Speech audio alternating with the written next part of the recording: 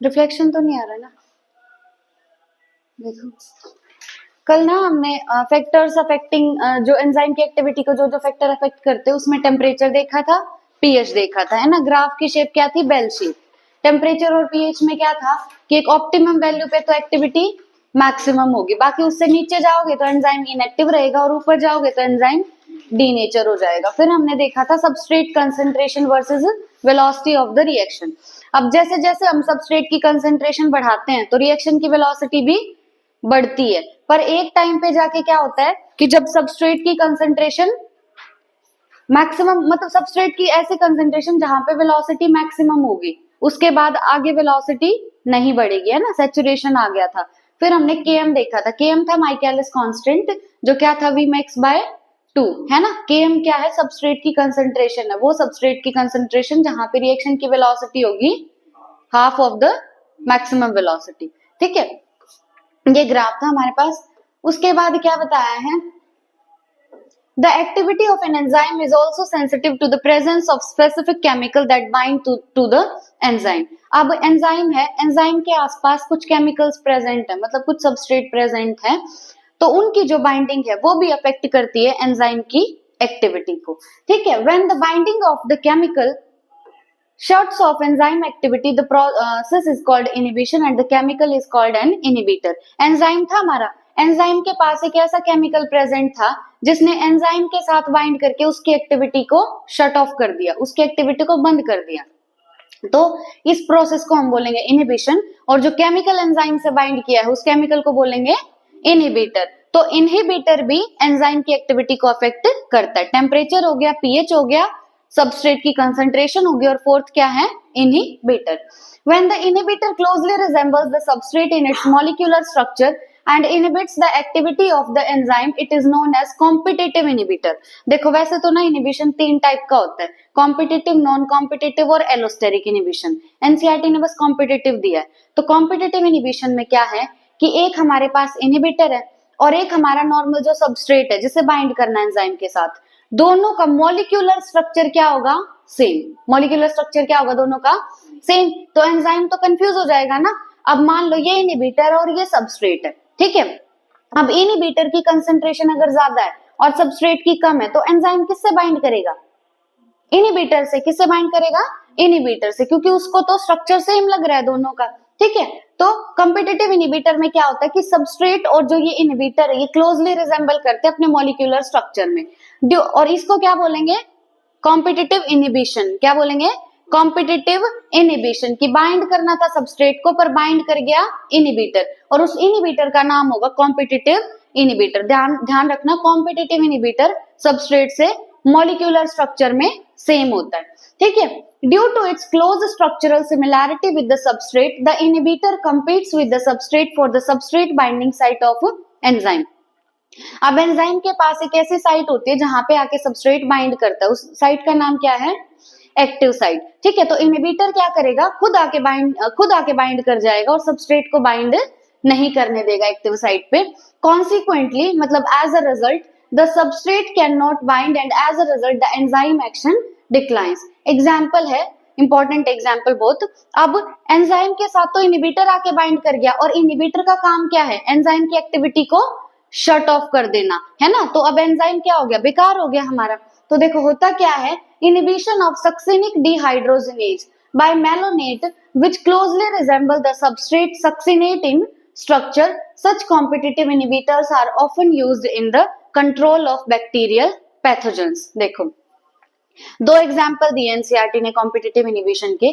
पहला एग्जाम्पल है succinic dehydrogenase, या तो सक्सिनिक डिहाइड्रोजिनेज बोलो या सक्सिनेट डिहाइड्रोजिनेज, सेम बात है, ठीक है। अब ये जो एंजाइम है ये सक्सिनेट से बाइंड करता है, किससे बाइंड करता है, सक्सिनेट से। लेकिन सक्सिनेट जैसा ही एक और स्ट्रक्चर होता है, उसका नाम है मैलोनेट। उसका नाम क्या है, मैलोनेट। अब ये जो सक्सिनेट है,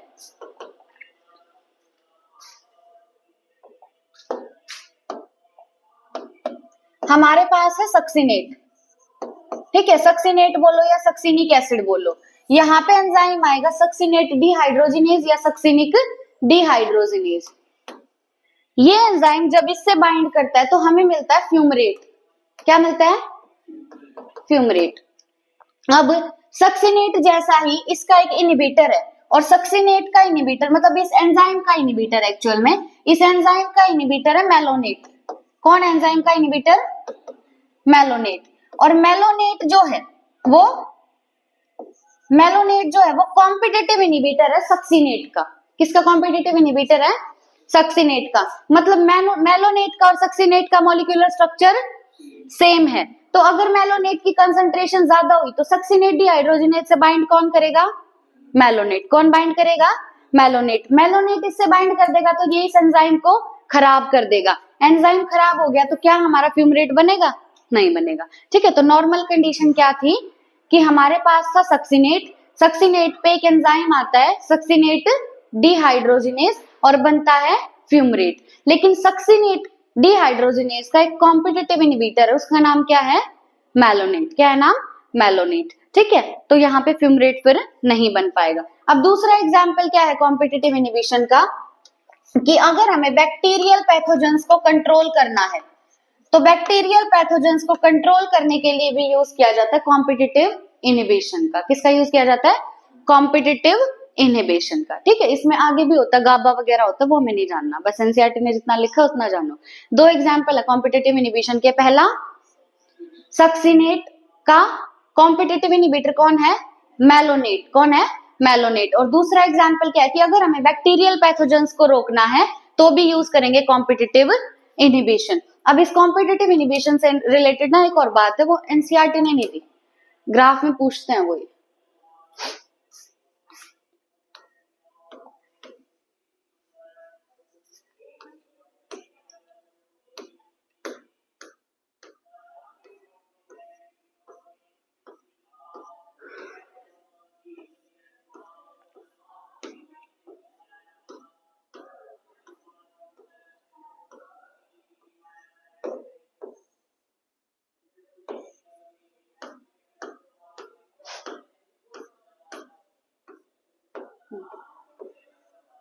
ये देखो, कॉम्पिटिटिव इनहिबिशन में क्या होता है कि ये इनहिबिशन रिवर्सिबल है। कैसा? ये इनहिबिशन रिवर्सिबल, मतलब कि इनहिबिटर बाइंड कर गया एंजाइम के साथ, लेकिन एक बार बाइंडिंग होगी तो ऐसा नहीं है कि परमानेंट बाइंडिंग होगी, दोबारा से ये हट सकते हैं। और अगर सबस्ट्रेट की कंसंट्रेशन हम बाइंड कर देंगे तो अब सबस्ट्रेट की कंसंट्रेशन ज्यादा कर देंगे तो अब आके कौन बाइंड कर जाएगा?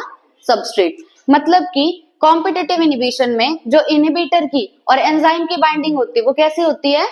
रिवर्सिबल, मतलब हट सकते हैं वो एक दूसरे से। ठीक है, दूसरी इंपॉर्टेंट बात क्या है कि यहाँ पे ये जो बाइंडिंग है ये नॉन कोवलेंट है। कैसे बाइंडिंग? Non covalent. ज्यादा स्ट्रॉन्ग नहीं है, ज्यादा स्ट्रॉन्ग नहीं है इसीलिए रिवर्सिबल है ना, नॉन कोवलेंट है और रिवर्सिबल है ये बाइंडिंग। उसके बाद मोस्ट इंपॉर्टेंट बात कि कॉम्पिटिटिव इनहिबिशन में Km की वैल्यू बढ़ती है। कॉम्पिटिटिव इनहिबिशन में Km की वैल्यू बढ़ती है, लेकिन जो वेलोसिटी है रिएक्शन की, जो Vmax है, वो अनअफेक्टेड रहता है। ठीक है, लिख लो, इन कॉम्पिटिटिव इनहिबिशन Km की वैल्यू इंक्रीज होगी, Km is increased but velocity of reaction is unaffected. Reaction की वेलोसिटी पे कोई फर्क नहीं पड़ेगा, वैल्यू किसकी बढ़ेगी? सिर्फ Km की बढ़ेगी। Km increased but Vmax is not affected.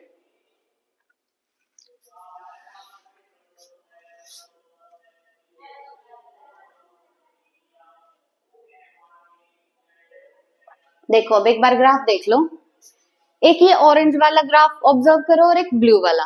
जो ऑरेंज वाला, हम ना मेलोनेट का एग्जांपल लेके चल रहे हैं। जो ऑरेंज वाला ग्राफ है ना, ये तब है जब मेलोनेट प्रेजेंट नहीं है। मेलोनेट क्या था? Competitive inhibitor. जब मेलोनेट प्रेजेंट नहीं है तो ऊपर वाला ग्राफ आया हमारा। ठीक है, हमने अब मेलोनेट डाल दिया, मेलोनेट डाल दिया तो नीचे ब्लू वाला ग्राफ आया। अब Km हम किस पे देखते हैं? हाफ ऑफ Vmax पे। तो हाफ ऑफ Vmax पे हमने Km ड्रॉ किया। अब Km तुम्हें किस में ज्यादा दिख रहा है? देखो, यहाँ पे मान लो वैल्यू 1 है तो यहाँ पे क्या होगी 2 होगी, है ना। तो Km ज्यादा किस में दिख रहा है? ब्लू में या ऑरेंज में? ब्लू में। किस में दिख रहा है Km ज्यादा? ब्लू वाले ग्राफ में। यानी जब हमने मेलोनेट डाला, जब हमने कॉम्पिटिटिव इनहिबिटर डाला तो Km की वैल्यू बढ़ गई, Km की वैल्यू बढ़ गई। पर क्या इस ग्राफ में तुम्हें Vmax बढ़ता हुआ दिखाई दे रहा है? या हाफ ऑफ Vmax या Vmax में से कोई भी बढ़ता दिखाई दे रहा है? नहीं बढ़ रहा। सिर्फ और सिर्फ किसकी वैल्यू बढ़ रही है? Km की। ठीक है, तो ये ग्राफ किसका है, जब कॉम्पिटिटिव इनहिबिशन होता है उसका ग्राफ है, जिसमें Km की वैल्यू बढ़ जाएगी पर Vmax की वैल्यू नहीं बढ़ेगी। बहुत इंपॉर्टेंट बात है। अब ना इसके अलावा बस एक दूसरा इनहिबिशन और याद रख लो, नॉन कॉम्पिटिटिव इनहिबिशन में क्या होगा कि वहां पे जो बाइंडिंग होगी वो इरिवर्सिबल होगी। वहां पे बाइंडिंग क्या होगी, इरिवर्सिबल, मतलब एक बार इनहिबिटर बाइंड कर गया तो फिर नहीं हट सकता। इरिवर्सिबल है तो बाइंडिंग कोवलेंट होगी या नॉन कोवलेंट, कोवलेंट। बाइंडिंग कैसी होगी, कोवलेंट। नॉन कॉम्पिटिटिव में क्या होता है कि Km जो है वो अनचेंज्ड रहता है, Km पे कोई फर्क नहीं पड़ता, लेकिन Vmax घट जाता है, Vmax घट जाता है। अब तुम सोच के बताओ क्या Vmax कभी बढ़ सकता है, क्योंकि Vmax क्या है, मैक्सिमम वेलोसिटी। कुछ भी कर लो Vmax नहीं बढ़ सकता। और Vmax क्या है, रिएक्शन की वेलोसिटी। तुम इनहिबिटर डाल रहे हो तो रिएक्शन की वेलोसिटी बढ़ेगी, नहीं बढ़ेगी ना रिएक्शन की वेलोसिटी। इनहिबिटर कम तो कर सकता है पर मैक्सिमम वेलोसिटी को बढ़ा नहीं सकता। ठीक है, तो और इसका कैसे याद रखोगे, यहाँ पे इनहिबिटर बाइंड ही क्यों किया एंजाइम के साथ, क्योंकि इनहिबिटर की कंसंट्रेशन ज्यादा थी, और है ना, इनहिबिटर की कंसंट्रेशन ज्यादा थी तभी बाइंड किया। और Km क्या है, सबस्ट्रेट कंसंट्रेशन, यानी जब हमने इनहिबिटर डाला तो Km बढ़ गया, Km बढ़ गया लेकिन Vmax सेम रहा, है ना, Vmax सेम रहा। लेकिन नॉन कॉम्पिटिटिव में क्या है, बाइंडिंग होगी कोवलेंट, इरिवर्सिबल, मतलब अब वो ठीक नहीं हो सकता, एंजाइम बिल्कुल बिगड़ गया हमारा।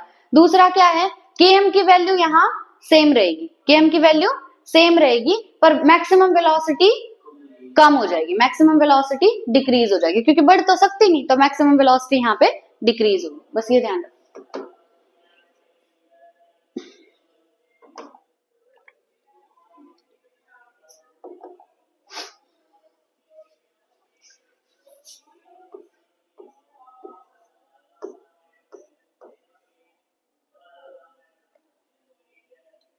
तो देखो कॉम्पिटिटिव इनहिबिटर के दो एग्जांपल देख लिए, एक तो मेलोनेट वाला और दूसरा बैक्टीरियल पैथोजेंस को कंट्रोल करने के लिए। ठीक है, उसके बाद हमारे पास नोमेनक्लेचर।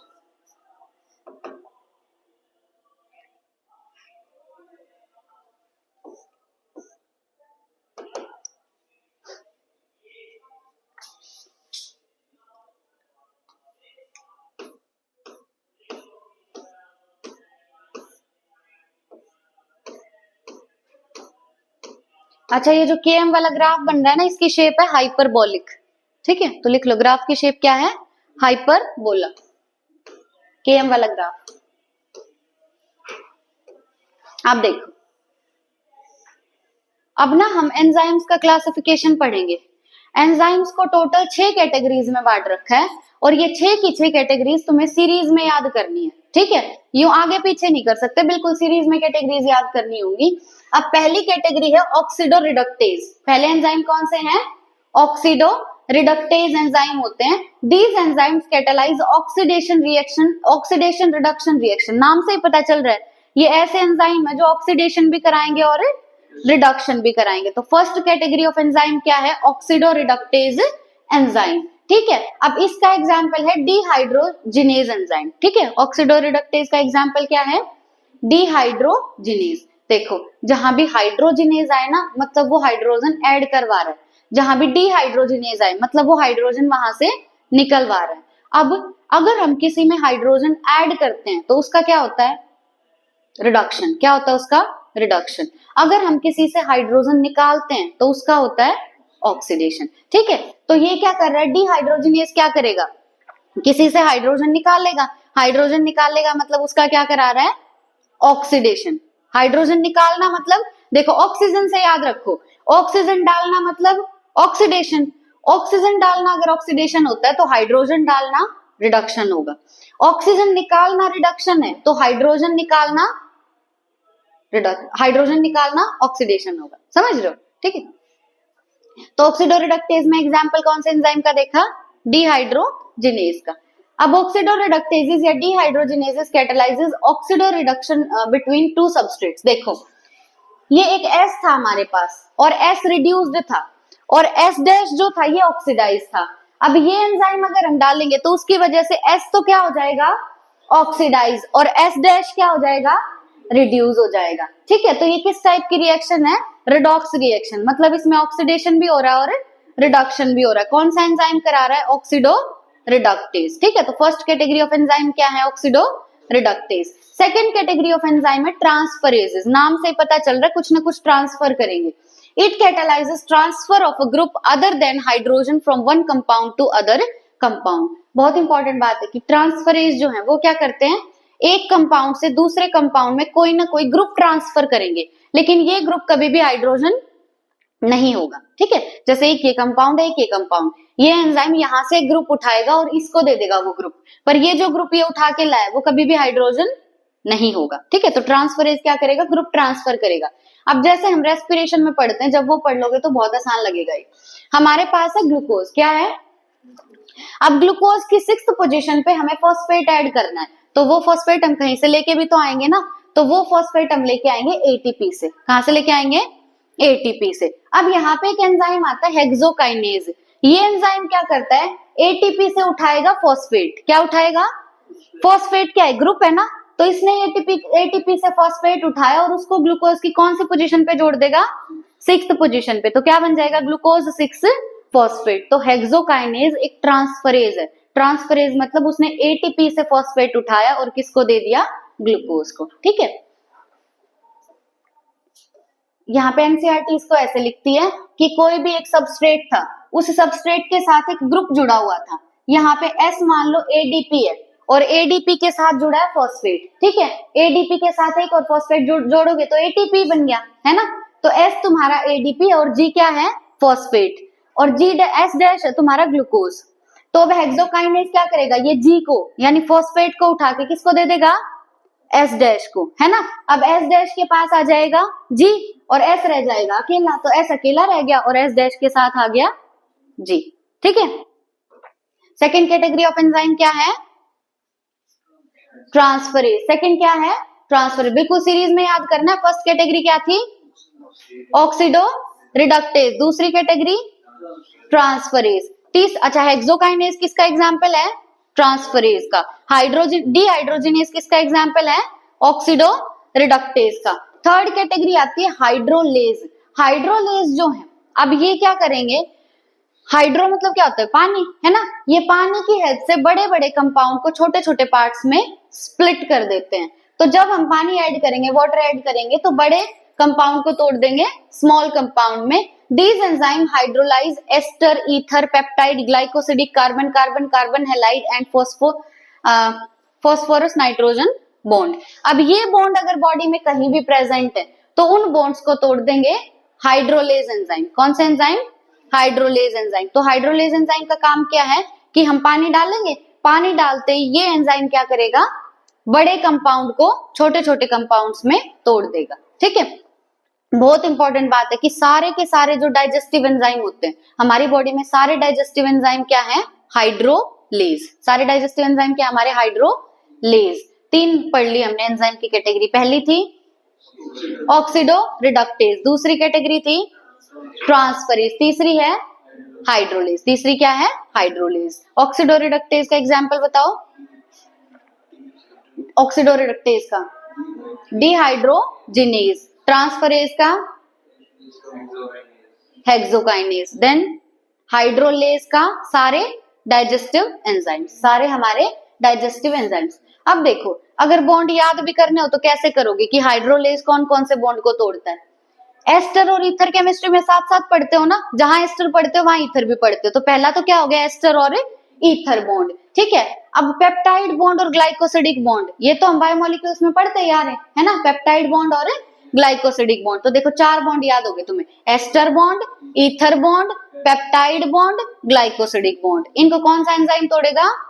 Hydrolase enzyme. उसके बाद कार्बन के साथ जुड़ा है कार्बन, फिर कार्बन के साथ जोड़ दो हेलोजन और फिर फास्फोरस के साथ जोड़ दो नाइट्रोजन। ठीक है, कार्बन कार्बन, कार्बन हेलाइड और फास्फोरस नाइट्रोजन, इन सारे बॉन्ड्स को कौन सा एंजाइम तोड़ेगा? हाइड्रोलेज। बताओ बॉन्ड्स के नाम बताओ। शुरू में पहला बॉन्ड कौन सा था?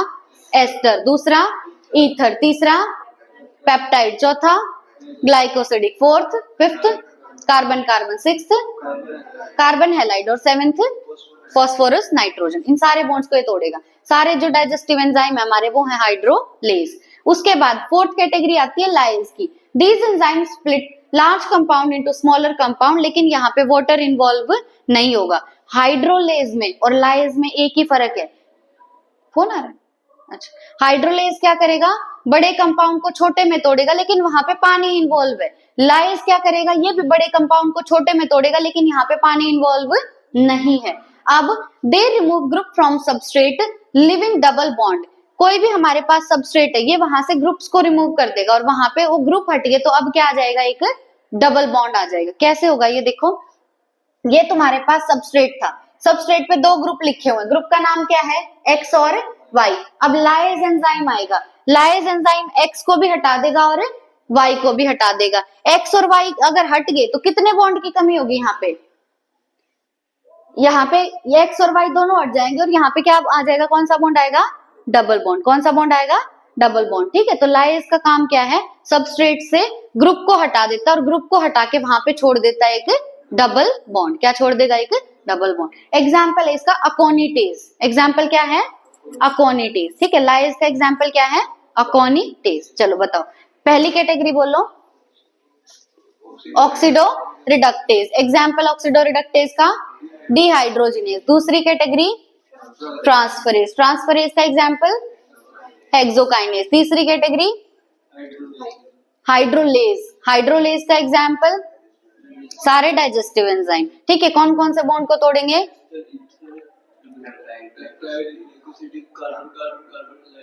फॉस्फोरस नाइट्रोजन, इनको तोड़ेंगे। ठीक है, उसके बाद क्या है हमारे पास, नेक्स्ट कैटेगरी कौन सी है, हाइड्रोलेज। हाइड्रोलेज जैसा ही एक लाइज, हाइड्रोलेज जैसा ही क्या है, लाइज। बस फर्क क्या है कि ये वाटर का यूज नहीं करेगा, बट काम दोनों का ये है कि बड़े कंपाउंड को छोटे में स्प्लिट कर देते हैं। लाइज का एग्जाम्पल क्या है, अकोनिटेज। लाइज का एग्जाम्पल क्या है, अकोनिटेज। और लाइज जो है ये ग्रुप्स को हटा देता है और वहां पे क्या छोड़ देगा, एक डबल बॉन्ड छोड़ देगा। ठीक है, लाइज इंपॉर्टेंट है। उसके बाद फिफ्थ कैटेगरी आती है तुम्हारे पास आइसोमरेज। आइसोमरेज में क्या होगा, includes all enzyme catalysing inter conversion of optical, geometric and positional isomer. तुम लोगों ने तो पढ़ा होगा, ऑप्टिकल आइसोमर होते, ज्योमेट्रिकल आइसोमर होते और पोजिशनल आइसोमर होते। जैसे ए है और बी है, ये दोनों एक दूसरे के पोजिशनल आइसोमर हैं, तो कोई एंजाइम आएगा वो क्या कर सकता है, ए को बी में कन्वर्ट कर सकता है, बी को ए में। तो आइसोमर्स का क्या, आइसोमरेज एंजाइम का क्या काम होता है, आइसोमर्स को एक दूसरे में इंटर कन्वर्ट करना। ठीक है, अब उसके बाद नेक्स्ट आता है लाइगेज। लाइगेज भी हमने कितना पढ़ा है मॉलिक्यूलर में, है ना। लाइगेज क्या करता है, चीजों को जोड़ता है ना। तो लाइगेज में क्या है, दीज एंजाइम जॉइन सबस्ट्रेट्स, लेकिन एनर्जी लेगा, और एनर्जी कहां से आएगी, एटीपी से। ठीक है, ये किस किस को जोड़ सकते हैं, कार्बन ऑक्सीजन को जोड़ सकते हैं, कार्बन सल्फर को जोड़ सकते हैं, कार्बन नाइट्रोजन को और फॉस्फोरस ऑक्सीजन को, बहुत सारे बॉन्ड्स को ये जोड़ सकते हैं। ठीक है, बॉन्ड्स का नाम ना भी रटोगे कोई दिक्कत नहीं है। लाइगेज में बस क्या ध्यान रखना, जोड़ेगा चीजों को लेकिन साथ में लेगा एटीपी, लेगा एनर्जी लेगा। ठीक है, अब एग्जाम्पल देखो इसका, लाइगेज का क्या है, हमारे पास था पायरुवेट। पायरुवेट के साथ हमें CO2 को जोड़ना है। अब देखो पायरुवेट में 3 कार्बन होते हैं, कितने कार्बन, 3। रेस्पिरेशन में ये सब याद हो जाएगा। पायरुवेट में 3 कार्बन, हमने CO2 जोड़ दी, कितने कार्बन हो गए, 4। तो 4 कार्बन का कंपाउंड बनता है, उसका नाम है ऑक्सैलो एसीटेट। क्या है नाम, ऑक्सैलो एसीटेट। अब ये जो एंजाइम आएगा, यहाँ पे एंजाइम आएगा पायरुवेट कार्बोक्सिलेज। ऐसा क्यों, क्योंकि सबस्ट्रेट क्या था हमारा, पायरुवेट, तो हमने क्या लिखा, पायरुवेट। ज्यादातर एंजाइम का नाम हम ऐसे ही लिखते हैं, सबस्ट्रेट का नाम लिखो पायरुवेट। अब ये जो एंजाइम आएगा ये क्या एक्टिविटी कर रहा है, कार्बोक्सिलेशन कर रहा है ना। कार्बोक्सिलेशन मतलब CO2 को ऐड कर रहा है, तो ये एंजाइम CO2 को ऐड कर रहा है, इसीलिए हमने नाम दे दिया कार्बोक्सिलेज। एंजाइम का नाम क्या दिया, कार्बोक्सिलेज। तो पायरुवेट था, इसमें CO2 जोड़ी, लेकिन ये लेगा एक एटीपी। ठीक है, यहां से बन गया ऑक्सैलो एसीटेट। और एंजाइम यहाँ पे कौन सा आएगा, पायरुवेट कार्बोक्सिलेज। कौन सा एंजाइम आएगा, पायरुवेट कार्बोक्सिलेज आएगा।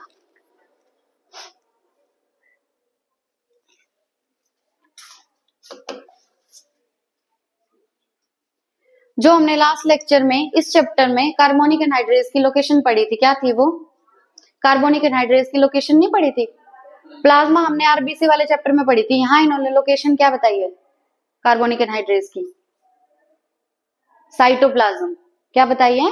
साइटोप्लाज्म, ठीक है।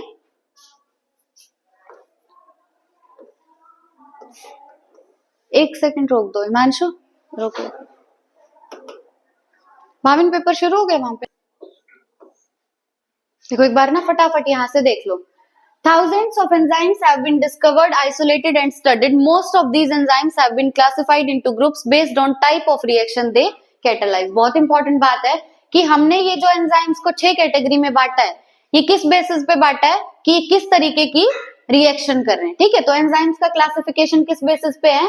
On the basis of type of reaction they catalyse, किस तरीके की रिएक्शन करा रहे। 6 कैटेगरी बताना एंजाइम की। पहली ऑक्सीडोरिडक्टेज, दूसरी ट्रांसफरेज, तीसरी हाइड्रोलेज, फोर्थ नेक्स्ट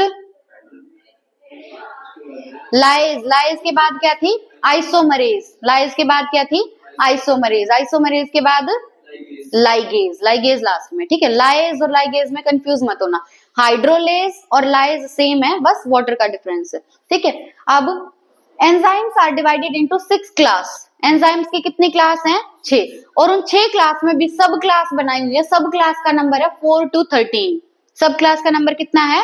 4 to 13। तो एंजाइम्स की क्लास है 6 और क्लास में भी सब क्लास कितनी है? 4 to 13, ठीक है।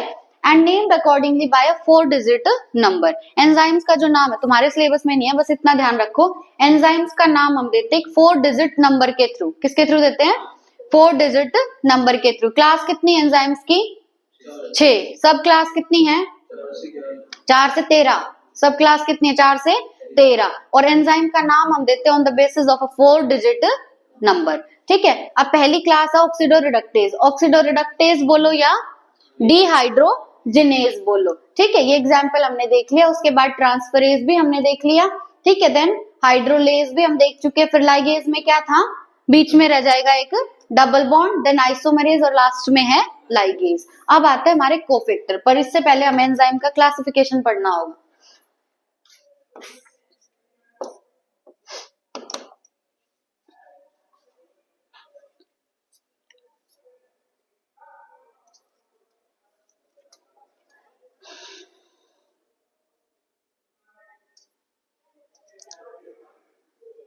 अच्छा है कि ये पूछ सकता है। एक ना लॉक एंड की मॉडल दिया था, कौन सा मॉडल है? लॉक एंड की मॉडल दिया गया था, ये एंजाइम की बाइंडिंग के लिए दिया गया था। लॉक एंड की मॉडल में बात की गई थी एक तो सबस्ट्रेट की और एक एंजाइम की, है ना। अब यहाँ पे हम एसके से याद रखेंगे, किससे? एसके। एसके क्या है? एस है हमारा सबस्ट्रेट और के है की। तो लॉक एंड की हाइपोथेसिस ने क्या कहा था कि जो सबस्ट्रेट है ना वो एक की तरह होता है। किसकी तरह होता है? की तरह। सबस्ट्रेट किसकी तरह? एक की तरह। जैसे हम देखते हैं कि एक ताला होता है ना, लॉक होता है, उसमें एक पर्टिकुलर चाबी लगती है, एक पर्टिकुलर की लगती है। तो यही कंसेप्ट था किसका? लॉक एंड की हाइपोथेसिस का, कि जो एंजाइम होता है ना, हर एक एंजाइम की अपनी अलग एक्टिव साइट है और उसमें आके ऐसा नहीं है कोई भी सबस्ट्रेट फिट कर जाएगा। जो सबस्ट्रेट उसके जैसा होगा स्ट्रक्चर में वही आके उसमें फिट कर सकता है। जैसे हर पर्टिकुलर लॉक में एक पर्टिकुलर की लगती है। पूछ ये सकते हैं कि लॉक एंड की हाइपोथेसिस में की किसको माना था और लॉक किसको माना था?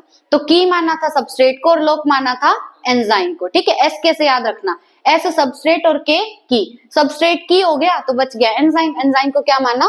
लॉक। एंजाइम को क्या माना? लॉक, ठीक है। एमएल फिशर ने दिया था। लेकिन ये जो सबस्ट्रेट लॉक एंड की मॉडल है ना, ये इतना चला नहीं। जो फाइनल अभी जो हम मॉडल मानते हैं वो मॉडल है इंड्यूस्ड फिट मॉडल। अभी वाला मॉडल कौन सा है?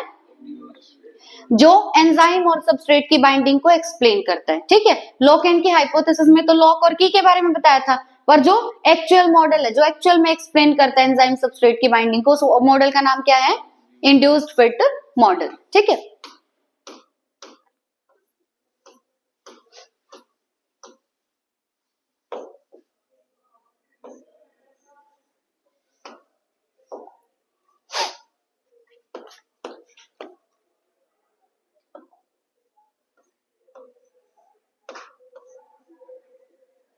यहां से देखो भाई, कॉन्स्टिट्यूएंट्स के बेसिस पे हम एंजाइम के टाइप देख रहे हैं। फर्स्ट टाइप के एंजाइम हमारे सिंपल एंजाइम।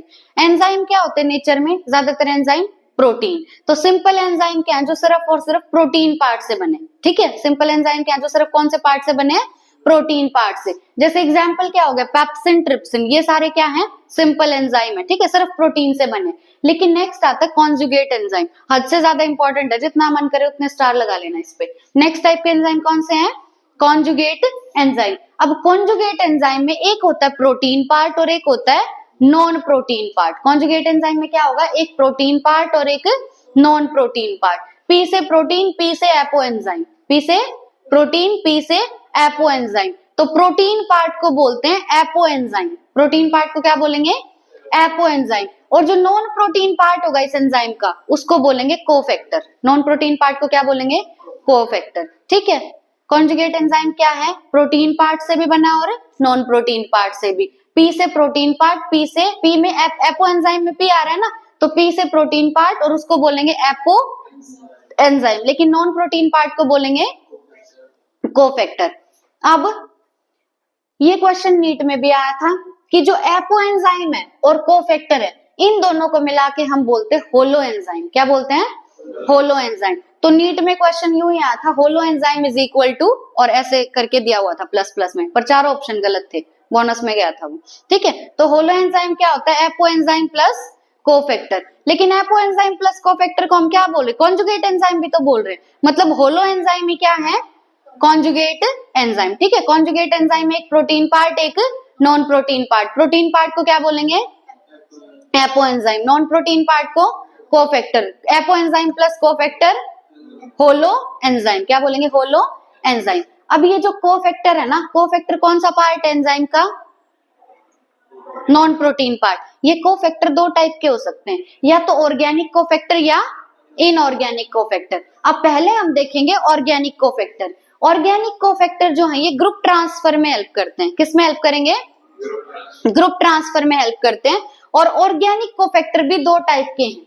ऑर्गेनिक कोफैक्टर को हम या तो बोलेंगे कोएंजाइम या बोलेंगे प्रोस्थेटिक ग्रुप, ठीक है। ऑर्गेनिक कोफैक्टर को क्या बोलेंगे, या तो कोएंजाइम या प्रोस्थेटिक ग्रुप, ठीक है। अब कोएंजाइम क्या है, ये एंजाइम के साथ लूजली अटैच होते हैं। अब लूजली अटैच है तो इसके लिए हमें स्पेशल केमिकल ट्रीटमेंट देना होगा या नॉर्मली अलग हो जाएंगे एंजाइम से, नॉर्मली अलग हो जाएंगे। तो अगर कोएंजाइम को एंजाइम से अलग करना है तो किसी स्पेशल केमिकल ट्रीटमेंट की जरूरत नहीं है।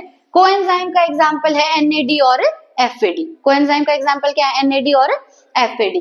प्रोस्थेटिक ग्रुप का अगर हम एग्जांपल देखें तो प्रोस्थेटिक ग्रुप एंजाइम के साथ बहुत टाइटली अटैच्ड होते हैं, टाइटली अटैच है, तो इन्हें अगर हम अलग करना चाहते हैं तो स्पेशल केमिकल ट्रीटमेंट की रिक्वायरमेंट होगी। प्रोस्थेटिक ग्रुप का एग्जांपल है हीम। अब हीम में क्या, जैसे ग्लोबिन है, ग्लोबिन एक प्रोटीन है ना, तो उस प्रोटीन के साथ एक प्रोस्थेटिक ग्रुप जुड़ा है, वो है हीम। तो हीम और ग्लोबिन को अलग करना आसान नहीं है, स्पेशल केमिकल ट्रीटमेंट चाहिए। इसी तरीके से साइटोक्रोम भी क्या है, एक साइटोक्रोम का भी प्रोस्थेटिक ग्रुप क्या है, हीम, ठीक है। साइटोक्रोम का भी प्रोस्थेटिक ग्रुप क्या है, हीम। तुम बस क्या याद रखो, कॉन्जुगेट एंजाइम क्या होते हैं। कॉन्जुगेट एंजाइम में एक होगा प्रोटीन पार्ट, एक होगा non protein part. Protein part को क्या बोलोगे, apo enzyme. Non protein part को क्या बोलोगे, कोफैक्टर। अब एपो एंजाइम प्लस कोफैक्टर को क्या बोलते हैं, होलो एंजाइम। कोफैक्टर कितने टाइप के, दो टाइप के, एक ऑर्गेनिक और एक इनऑर्गेनिक। पहले हमने देखे ऑर्गेनिक कोफैक्टर। ऑर्गेनिक कोफैक्टर दो टाइप के, या तो कोएंजाइम या प्रोस्थेटिक ग्रुप। कोएंजाइम एंजाइम के साथ टाइटली अटैच्ड होता है, पर कोएंजाइम एंजाइम के साथ लूजली अटैच होगा। एग्जाम्पल क्या है कोएंजाइम के, NAD और FAD, ठीक है। उसके बाद है prosthetic group. Prosthetic group enzyme के साथ बहुत टाइटली अटैच्ड होगा। एग्जाम्पल क्या आ गया कि हीम जो है वो प्रोस्थेटिक ग्रुप है साइटोक्रोम का, ठीक है। अब नेक्स्ट बचे हमारे इनऑर्गेनिक फैक्टर। नेक्स्ट कौन से हैं, इनऑर्गेनिक कोफैक्टर है। देखो अभी जो ज्यादा इंपॉर्टेंट है ना वो बता देती हूँ, वो याद कर लो। वैसे करनी तो ये पूरी टेबल याद होती है, देखो करते हैं, चलो।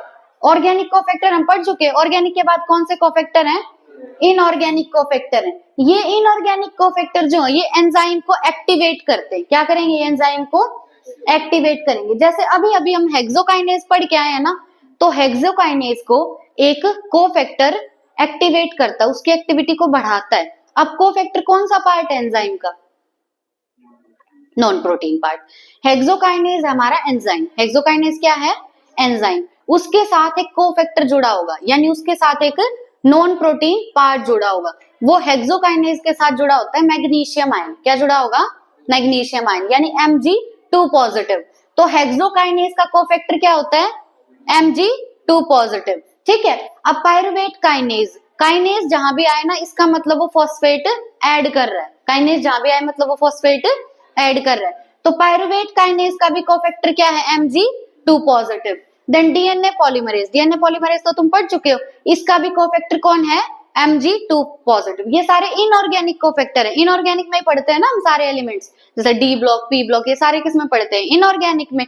तो ये सारे इनऑर्गेनिक कोफैक्टर हैं। देखो पायरुवेट काइनेज बेशक मत याद रखना, पर हेक्सोकाइनेज सबसे इंपॉर्टेंट है। हेक्सोकाइनेज का कोफैक्टर क्या है? Mg2 positive. डीएनए पॉलीमरेज भी तुमने पढ़ा हुआ है, डीएनए पॉलीमरेज का भी कोफैक्टर क्या है? Mg2 positive. ये याद हुआ? Mg2 पॉजिटिव किस किस का इनऑर्गेनिक कोफैक्टर है? डीएनए पॉलीमरेज और हेक्सोकाइनेज। उसके बाद जो एनसीईआरटी ने दिया है वो दिया है जिंक। क्या है? जिंक। जिंक जो है वो कोफैक्टर है कार्बोनिक एनहाइड्रेज का। जिंक किसका कोफैक्टर है? कार्बोनिक एनहाइड्रेज का। किसका कोफैक्टर है? कार्बोनिक एनहाइड्रेज एंजाइम का। उसके बाद आता है मोलिब्डेनम। नेक्स्ट क्या है? मोलिब्डेनम। मोलिब्डेनम कोफैक्टर है नाइट्रोजिनेज का और नाइट्रोजन रिडक्टेज का। मोलिब्डेनम किसका कोफैक्टर है? नाइट्रोजिनेज का और nitrogen reductase. Nitrogenase and nitrogen reductase, इनका कोफैक्टर कौन है? मोलिब्डेनम। कौन है? मोलिब्डेनम। देन नेक्स्ट है तुम्हारे पास copper 2 positive. Copper 2 positive cofactor है साइटोक्रोम ऑक्सीडेज का। कॉपर 2 पॉजिटिव किसका कोफैक्टर है? साइटोक्रोम ऑक्सीडेज का। किसका कोफैक्टर है? साइटोक्रोम ऑक्सीडेज का। ठीक है, तो ये बता दो एक बार मेरे को। पहला हमने क्या देखा? Mg2 positive. Mg2 पॉजिटिव किस किस का कोफैक्टर है? हेक्सोकाइनेज, डीएनए पॉलीमरेज और पायरुवेट काइनेज, मन करे तो याद रख लेना। उसके बाद Mg2 पॉजिटिव के बाद क्या देखा हमने? जिंक। जिंक किसका कोफैक्टर है? Carbonic anhydrase. जिंक सबसे ज्यादा इंपॉर्टेंट है। जिंक किसका है? कार्बोनिक एनहाइड्रेज का। मोलिब्डेनम, मोलिब्डेनम है नाइट्रोजिनेज और नाइट्रोजन रिडक्टेज का। किस किस का? नाइट्रोजिनेज एंड नाइट्रोजन रिडक्टेज का। लास्ट है कॉपर 2 पॉजिटिव। कॉपर 2 पॉजिटिव है साइटोक्रोम ऑक्सीडेज का। हो जाएगा यार?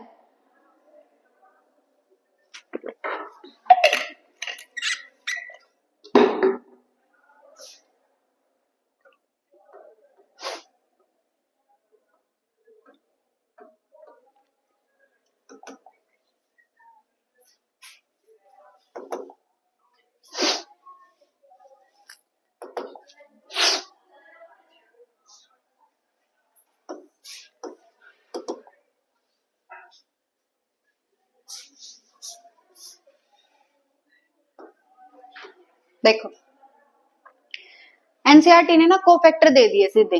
कोफैक्टर कौन सा पार्ट है एंजाइम का? Non protein part. तो ब्रैकेट में लिख लेना कोफैक्टर कैसा पार्ट है? नॉन प्रोटीन पार्ट एंजाइम का। Enzyme are composed of one और सेवरल पॉलीपेप्टाइड चेन। एंजाइम किससे बने होते हैं? एक या एक से ज्यादा पॉलीपेप्टाइड चेन से बने होंगे। पॉलीपेप्टाइड किसको बोलते हैं? प्रोटीन को। तो एंजाइम क्या है? प्रोटीन ही है। तो ये एक या एक से ज्यादा पॉलीपेप्टाइड चेन से बने होंगे। However, there are a number of cases in which non-protein constituents called cofactor are bound to the enzyme to make the enzyme catalytically active। कह रहा है कि कई बार क्या होता है, एंजाइम के साथ जुड़ा होता है नॉन प्रोटीन पार्ट, और उस नॉन प्रोटीन पार्ट को क्या बोलते हैं? कोफैक्टर बोलते हैं, जो उसकी कैटालिटिक एक्टिविटी को बढ़ा देता है। In these instances, the protein portion of the enzyme is called the apoenzyme। Protein portion को क्या बोलते हैं?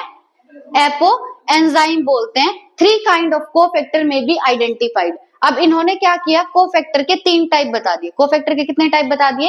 3 टाइप बता दिए। पर कैसे बताए? एक तो कोएंजाइम और मेटलाइन। मेटलाइन मतलब इनऑर्गेनिक कोफैक्टर। मेटलाइन मतलब इनऑर्गेनिक कोफैक्टर। जिंक क्या है? मेटल ही है ना एक। तो मेटलाइन ये किसको बोल रहा है? इनऑर्गेनिक कोफैक्टर को। और कोएंजाइम और प्रोस्थेटिक ग्रुप किस में पढ़े हमने? ऑर्गेनिक में पढ़े, है ना। तो कोफैक्टर के इसने भी वही टाइप बताए हैं, एक तो प्रोस्थेटिक ग्रुप, एक कोएंजाइम और एक मेटल आयंस। ठीक है, अब एक एक करके एक्सप्लेन करेंगे। Prosthetic group are organic compound. Prosthetic group कैसे होते हैं? ऑर्गेनिक कंपाउंड होते हैं। And are distinguished from other cofactor in that they are tightly bound to the apoenzyme. Prosthetic group tightly bound होंगे या लूजली बाउंड? टाइटली बाउंड होंगे। किससे bound होंगे? प्रोटीन पार्ट से, और प्रोटीन पार्ट को क्या बोलते हैं? Apo enzyme. For example, in peroxidase and catalase which catalyze the breakdown of hydrogen peroxide to water and oxygen, heme is the prosthetic group and it is a part of the active site of the enzyme। देखो एक enzyme है, दो enzyme दिए actually में, दो enzyme का नाम क्या है? एक है peroxidase और एक है catalase। एंजाइम्स का नाम क्या है? peroxidase और catalase। इन एंजाइम्स की एक्टिव साइट पे प्रेजेंट होते कोफैक्टर। क्या प्रेजेंट होंगे? कोफैक्टर। वो कोफैक्टर है प्रोस्थेटिक ग्रुप, और वो प्रोस्थेटिक ग्रुप है हीम। क्या है वो प्रोस्थेटिक ग्रुप? हीम। अब ये जो एंजाइम है ये कराता है ब्रेकडाउन। किसका ब्रेकडाउन कराएगा? हाइड्रोजन पेरोक्साइड का। तुम पढ़ते भी होगे ना केमिस्ट्री में कि हाइड्रोजन पेरोक्साइड बहुत जल्दी टूट जाता है, और ये कैटालेज एंजाइम बहुत ज्यादा मिलता है नेचर में। ये एंजाइम बहुत ज्यादा नेचर में, तो अगर तुम हाइड्रोजन पेरोक्साइड को कहीं भी रख दोगे तो कैटालेज उसको तुरंत तोड़ देगा। अब हाइड्रोजन पेरोक्साइड का फॉर्मूला क्या होता है? H2O2। इस पे एंजाइम काम करेंगे कौन से? एक तो पेरोक्सीडेज। एंजाइम का नाम क्या है? पेरोक्सीडेज और कैटालेज। कैटालेज सबसे ज्यादा मिलता है एंजाइम, ठीक है, मतलब ऐसे बहुत ज्यादा मिलता है नेचर में, सबसे ज्यादा तो नहीं। अब H2O2 को ये कैटालाइज तोड़ देगा। किस किस में? H2O में और ऑक्सीजन में तोड़ देता है। अब ये जो दोनों एंजाइम है ना, एंजाइम के पास क्या प्रेजेंट होती है? एक एक्टिव साइट। उस एक्टिव साइट के साथ जुड़ा होगा एक प्रोस्थेटिक ग्रुप। प्रोस्थेटिक ग्रुप का नाम क्या होगा? हीम। प्रोस्थेटिक ग्रुप का नाम क्या है? हीम। तो यूं पूछ सकते हैं कि हीम की और इस एंजाइम की जो बाइंडिंग है वो टाइटली है या लूज है? टाइटली। क्यों? क्योंकि हीम क्या है? एक प्रोस्थेटिक ग्रुप। क्या है? एक प्रोस्थेटिक ग्रुप है। Coenzyme are also organic compound, but their association with the apoenzyme is only transient।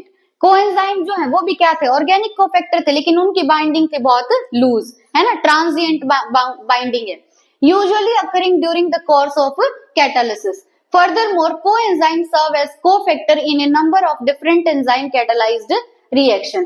The essential chemical component of many coenzyme are vitamins। अब बहुत सारे जो कोएंजाइम है उनके कंपोनेंट, मतलब कोएंजाइम का पार्ट, कोएंजाइम का पार्ट कौन होते हैं? प्रोटीन्स। बहुत सारे कोएंजाइम्स का पार्ट, सॉरी विटामिन्स, बहुत सारे कोएंजाइम्स का पार्ट क्या है? विटामिन्स है। जैसे एग्जांपल दिया है, coenzyme NAD and NADP contain vitamin नायासिन। बहुत इंपॉर्टेंट है। कोएंजाइम में क्या क्या देखा था हमने? NAD और FAD देखा था। NAD जैसा ही क्या है? NADP। NADP में बस फॉस्फेट ऐड हो जाएगा, ठीक है। तो NAD और NADP में होता है विटामिन। क्या होता है? विटामिन। विटामिन का नाम है नायासिन। विटामिन का नाम क्या है? नायासिन। तो पहली बात तो NAD और NADP कोएंजाइम है। कोएंजाइम कैसे कोफैक्टर है? ऑर्गेनिक या इनऑर्गेनिक? ऑर्गेनिक कोफैक्टर है। इनऑर्गेनिक कोफैक्टर में विटामिन प्रेजेंट होगा। विटामिन का नाम क्या है? नायासिन। तो NAD and NADP are coenzyme, they are organic cofactor, और इनमें जो विटामिन है वो है नायासिन। A number of enzymes require metal ions। अब किसकी बात कर रहे हैं? इनऑर्गेनिक कोफैक्टर की। मेटल आयन क्या थे? Inorganic cofactor. For their activity which form coordination bond with side chains at the active site and at the same time form one or more coordination bond with the substrate। ये बहुत अजीब सी line लिखी है, समझो इसको। देखो, बहुत सारे एंजाइम्स को जरूरत होती है मेटल आयन की। मेटल आयन मतलब इनऑर्गेनिक कोफैक्टर की जरूरत होती है उनको फॉर देयर एक्टिविटी। अब ये जो कोफैक्टर है, इनऑर्गेनिक कोफैक्टर, ये कोऑर्डिनेशन बॉन्ड बनाते हैं। कौन सा बॉन्ड बनाते हैं? कोऑर्डिनेशन बॉन्ड बनाते हैं with side chains at the active site. Side chains पे एक्टिव साइट के साथ ही कोऑर्डिनेशन बॉन्ड बनाएंगे and at the same time form one और more coordination bond with the substrate. देखो, ये तुम्हारे पास एंजाइम है और एंजाइम में ये प्रेजेंट है एक्टिव साइट। एक्टिव साइट किसकी फोल्डिंग की वजह से बनी थी? किससे बना होता है एंजाइम? प्रोटीन से। तो एक्टिव साइट में क्या था? प्रोटीन की ही फोल्डिंग हो गई थी, है ना, खुद के ऊपर फोल्ड हो गया था। तो यहाँ पे अगर प्रोटीन प्रेजेंट है तो प्रोटीन की क्या होगी? चेन होगी, है ना। तो यहाँ पे प्रेजेंट है प्रोटीन की साइड चेन। क्या प्रेजेंट है? Protein side chain. अब इस प्रोटीन साइड चेन के साथ इनऑर्गेनिक कोफैक्टर, इनऑर्गेनिक कोफैक्टर को एनसीईआरटी क्या बोल रही है? Metal ion. क्या बोल रही है? Metal ion. तो ये मेटल आयन एक्टिव साइट पे प्रोटीन साइड चेन के साथ बनाता है कोऑर्डिनेशन बॉन्ड। कौन सा बॉन्ड बना रहा है? कोऑर्डिनेशन बॉन्ड बना रहा है, ठीक है। अब ये मेटल आयन ने इसके साथ तो कोऑर्डिनेशन बॉन्ड बना लिया, साथ में ये बॉन्ड बनाएगा सबस्ट्रेट के साथ। यहां से कौन आएगा? सबस्ट्रेट। तो सबस्ट्रेट के साथ भी ये मेटल आयन क्या बना लेता है? Coordination bond. अब ये कोऑर्डिनेशन या तो एक होगा या एक से ज्यादा होगा। तो जो मेटल आयन है, जो इनऑर्गेनिक कोफैक्टर है, वो एक्टिव साइट पे जो साइड चेन है उसके साथ भी बॉन्ड बना रहा है। कौन सा बॉन्ड बना रहा है? Coordination bond. और यही मेटल आयन जो सबस्ट्रेट आ रहा है उसके साथ भी एक या एक से ज्यादा कोऑर्डिनेशन बॉन्ड बना रहे हैं। तो यहाँ पे मान लो मेटल आयन है, ये मेटल आयन इधर एंजाइम से भी जुड़ा हुआ है और यहाँ से जो सबस्ट्रेट आ रहा है उससे भी जुड़ा हुआ है। कौन से बॉन्ड से जुड़ा हुआ है? कोऑर्डिनेशन बॉन्ड से जुड़ा हुआ है। एग्जाम्पल देखो क्या है इनऑर्गेनिक कोफैक्टर का? जिंक है। एग्जाम्पल क्या है? Zinc. Zinc is a cofactor for the proteolytic enzyme carboxypeptidase. Zinc जो है एक एंजाइम का तो हमने पढ़ लिया था कोफैक्टर, कार्बोनिक एनहाइड्रेज। कौन सा एंजाइम पढ़ा था? Carbonic anhydrase. एक और एंजाइम एनसीईआरटी ने दिया कार्बोक्सीपेप्टाइडेज। अब एज जहां भी आ जाए ना, मतलब वो चीज को तोड़ेगा। पेप्टाइडेज मतलब, पेप्टाइड मतलब प्रोटीन, पेप्टाइडेज मतलब वो किसको तोड़ेगा? प्रोटीन को तोड़ेगा। और प्रोटीन को तोड़ने वाले को बोलते प्रोटियोलिटिक। क्या बोलते उसको? प्रोटियोलिटिक। तो हमारे पास एक प्रोटियोलिटिक एंजाइम होता है, उस प्रोटियोलिटिक एंजाइम का नाम है कार्बोक्सी पेप्टाइडेज। क्या है नाम? Carboxy peptidase. कार्बोक्सी पेप्टाइडेज का इनऑर्गेनिक कोफैक्टर है कौन? जिंक। कौन है? जिंक, ठीक है। Catalytic activity is lost when the cofactor is removed from the enzyme which testifies that they play a crucial role in the catalytic activity of the enzyme. तो पूछते हैं कि अगर तुम एंजाइम से कोफैक्टर हटा दो तो क्या एंजाइम अपना काम कर पाएगा? एंजाइम ने अपना काम नहीं किया। तो कोफैक्टर जो है वो एंजाइम के लिए बहुत इंपॉर्टेंट होते हैं। अगर कोफैक्टर और एंजाइम को अलग कर दोगे तो वो अपना काम नहीं कर पाएंगे। जिंक किस किस के इनऑर्गेनिक कोफैक्टर है? कार्बोनिक एनहाइड्रेज और कार्बोक्सी पेप्टाइडेज का। कार्बोक्सी पेप्टाइडेज एक प्रोटियोलिटिक एंजाइम, ठीक है।